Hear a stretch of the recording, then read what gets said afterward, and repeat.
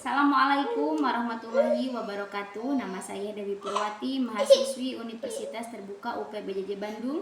Nomor induk mahasiswa 857535523. Kali ini saya akan melakukan praktikum IPA, yaitu sifat-sifat cahaya dengan judul percobaan pemantulan cahaya. Adapun alat dan bahan yang disediakan adalah yang pertama ada cermin datar, kemudian ada cermin cembung, ada cermin cekung, ada senter, kemudian lilin, busur derajat, penggaris, kertas putih, dan celah cahaya. Di sini celah cahayanya saya menggunakan sisir. Percobaan pertama adalah pemantulan pada cermin datar. Langkah yang pertama, susun lampu senter, kemudian celah cahaya. Di sini saya menggunakannya sisir dan di depannya ada cermin datar. Langkah selanjutnya, saya akan menyalakan lampu senter ini dan mengamati jalannya berkas cahaya sesudah mengenai cermin datar. Di sini dapat kita lihat bahwa sinar datang lalu dipantulkan. Nah, sudut pantul ini selalu sama dengan sudut datang. Ini berarti membuktikan bahwa sudut pantul dan sudut datang membentuk sudut yang sama besarnya terhadap garis normal. Kesimpulannya, sudut I yaitu sudut datang sama dengan sudut R yaitu sudut pantul.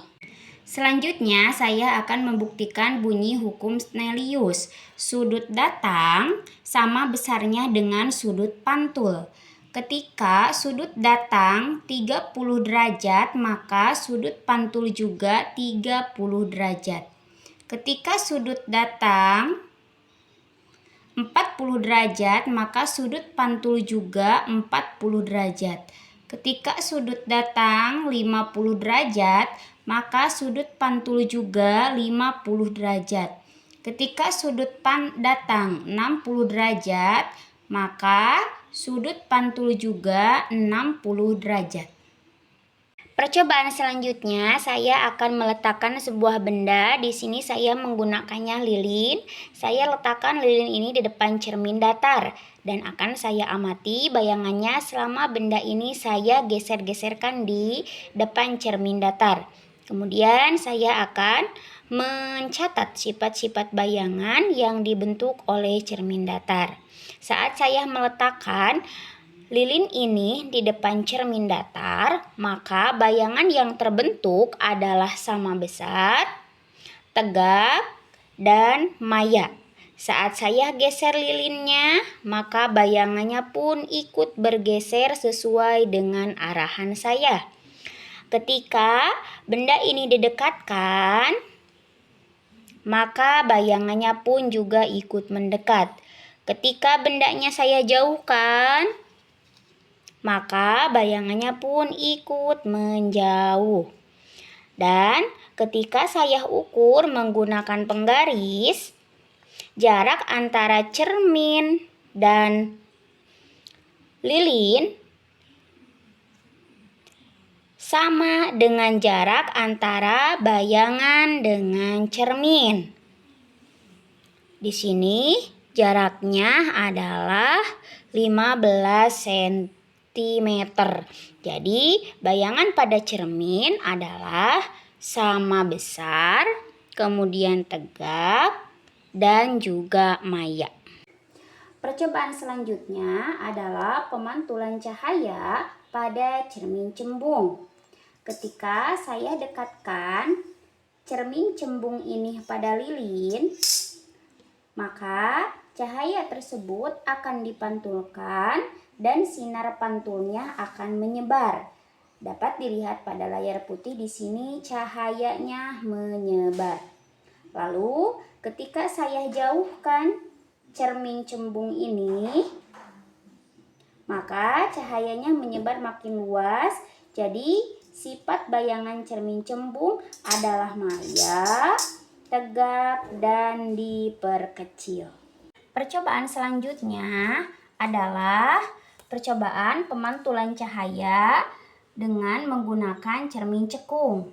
Ketika saya dekatkan cermin cekung ini di depan lilin, dapat dilihat bahwa cahayanya terkumpul dan terfokuskan pada satu titik. Hal ini disebabkan karena cermin cekung mengumpulkan dan memfokuskan cahaya.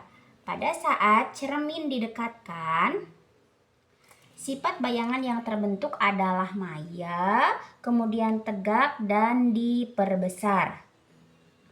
Saat cermin ini saya jauhkan, maka cahaya yang terbentuk adalah nyata, terbalik, dan diperkecil. Saat cermin ini ada di tengah-tengah, sifat bayangan yang terbentuk adalah nyata, terbalik, dan diperbesar. Untuk selanjutnya adalah pengukuran jarak benda dan jarak bayangan pada cermin cekung. Untuk yang pertama, jarak bayangan dengan lilin adalah 8 cm. Jarak lilin dengan cermin adalah 5 cm. Kemudian pengukuran yang kedua saya sudah rubah jarak lilinnya.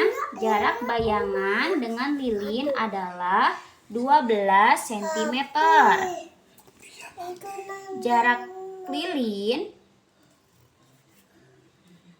dengan cermin adalah 6 cm. Kemudian pengukuran yang ketiga saya sudah rubah jarak lilinnya. Jarak bayangan dengan lilin adalah 17 cm. Jarak lilin dengan cermin adalah 5 cm.